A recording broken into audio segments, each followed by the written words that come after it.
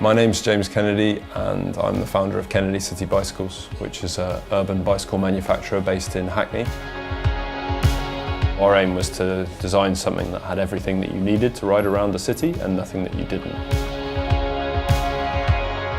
Very often people design products with their own lives in mind, and I guess I was designing for me. I wanted something that did what I needed a bike to do, which was to be a really, really reliable and kind of good-looking city bike. My background in terms of building them then became tinkering in my spare time, starting to build more things up from scratch, and it's an education I guess that's continued in that we've done more and more and more of it ourselves.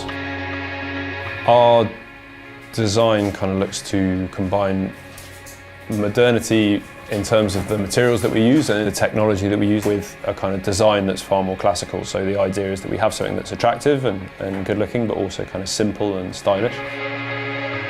We live and work in Hackney, me and my wife, partly because it's such a pro-cycling part of town, partly because of the local culture and that there's always interesting things going on, interesting people to meet, but we're also lucky enough to be in a part of town that supports a lot of independent brands. We're part of a community of other people doing small and interesting things, and I don't feel like we'd get that anywhere else. We're surrounded by great places. To be honest, it's quite hard to choose when people ask where we should go.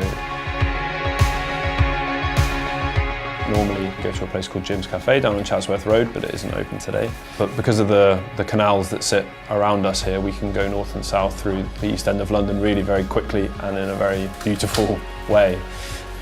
One of the places we can get to quite easily from this part of town along the canals is the Olympic Park and Hackney Wick and that part of Stratford.